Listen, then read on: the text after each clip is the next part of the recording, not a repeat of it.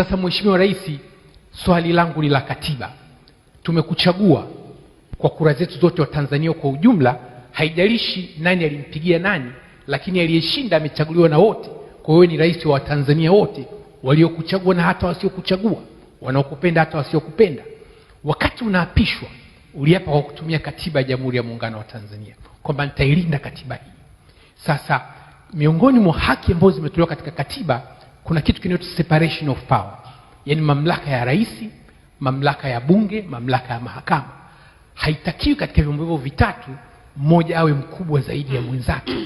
Ulipoingia tu madarakani, Mheshimiwa Rais, jambo la kwanza ulilofanya ulizuia zile safari za nje, na tangazo likatoka kwamba hata watendaji wakuu wa bunge, hata watendaji wakuu wa mahakama, ili waweze kusafiri lazima waombe kibali kwako kama rais wa nchi. Kwa swali ambalo ni la msingi katika separation of power, ulitumia mamlaka gani ndani ya katiba ya Jamhuri ya Muungano wa Tanzania kuamuru na bunge lifuate unayoyataka na mahakama ifuate unayoyataka? Na hilo swali lake la pili dogo, bunge limetoa ruhusa na mamlaka ya kukutana, kushiriki kwenye shughuli za siasa, freedom of movement, freedom of expression, na uhuru wa kufanya mikutano. Ile tangazo lako la kuzuia mikutano ya kisiasa, wewe kama rais wa Jamhuri ya Muungano wa Tanzania unaoilinda katiba yetu, umetumia mamlaka gani kulitoa? Yaani katiba inakuruhusu kitu ambacho katiba imeruhusu, alafu rais unasema hiki hapana, ila katiba yetu pia imekupa ruhusa ukiamua kutumia presidential decrees katika uamuzi wako, lakini sijaona wapi umeitumia. Kwa hiyo ulitumia mamlaka yapi katika katiba kuzuia huo uhuru wa kujieleza na uhuru wa vyama vya siasa kufanya mikutano ya kisiasa? Asante sana. Asante sana Mayara. Na Mayara kwa lugha yetu ya Kisukuma maana yake ni njaa.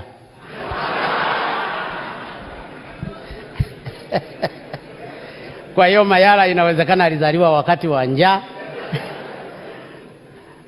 Nataka kukuhakikishia Mayara,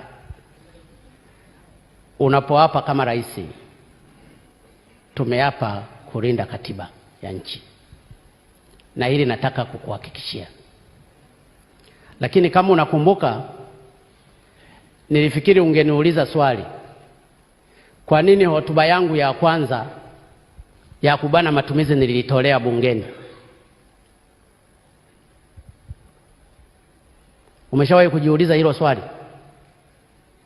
Kwa nini nilipewa nafasi ya kwenda mbele ya bunge, spika yuko pale, nikazungumza hotuba yangu ya kwanza ya kubana matumizi, na nikazungumza wizara zilizokuwa zinaendesha kwa kutumia hela vibaya kwa safari? Lakini katika katiba hilo ni lazima pia, mimi sio mtaalamu wa sheria, nenda ukaangalie ni nani mwenye mamlaka ya kutoa pesa anazozitumia jaji, wanazozitumia bunge. Ukishajua mpikaji ni nani na anayegawa chakula ni nani, unaweza ukajua chungwa anayekijua ni nani. Nafikiri nimekujibu vizuri. Na Mheshimiwa Rais, kwa hiyo bajeti inapopitishwa bungeni, mtafutaji ni serikali. Fedha zinapotumika vibaya, anayeulizwa ni serikali. Kwa hiyo ni lazima tuzingatie maslahi ya nchi. Nchi kwanza. Na ndio maana mimi nawapongeza sana wabunge, wanaelewa sana. Kwa sababu katika kipindi cha mwezi mmoja tu waliamua kubana matumizi wao wenyewe, na zile fedha zilizopatikana zikaenda kuokoa wakina mama na watoto katika hospitali ya Muhimbili. Sasa nilitegemea labda ungeenda ukawauliza nao kwamba ni kwa nini walijibana matumizi kwa ajili ya kwenda kuokoa maisha ya watu wa Muhimbili. Kupanga ni kuchagua. Ni lazima twende kwenye mwelekeo wa kubana matumizi wote. Nilipokutana na majaji, walilalamika kwamba wanashindwa kuhukumu kwa sababu hawakuwa na pesa. Nilitoa pesa kwa sababu walikuwa wanalalamika kwa mtoaji pesa. Mbona hawakwenda bungeni kulalamika?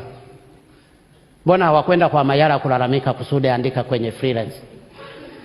Walimjua mtoa hela ni nani, na mimi nikamwambia baada ya siku 3 nitatoa hela. Kwa hiyo katika mihimili hiyo inaweza ikalingana zaidi, lakini inawezekana kuna muhimili mwingine umechimbiwa zaidi kwenda chini. Hilo unatakiwa ulijue na liko kwenye katiba. Kwa hiyo kama unataka kuisoma katiba, soma katiba vipengele vyote na vinavyofuata. Sitaki kuamini, nafikiri ni kifungu namba 35 au kadhalika. Kwa hiyo nataka tu kukueleza kwamba tuna wajibu wa kuhakikisha fedha ya Watanzania walipa kodi maskini inatumika vizuri, na hicho ndicho ninachokifanya. Na Mheshimiwa Rais. Mayara oye. Mheshimiwa Rais.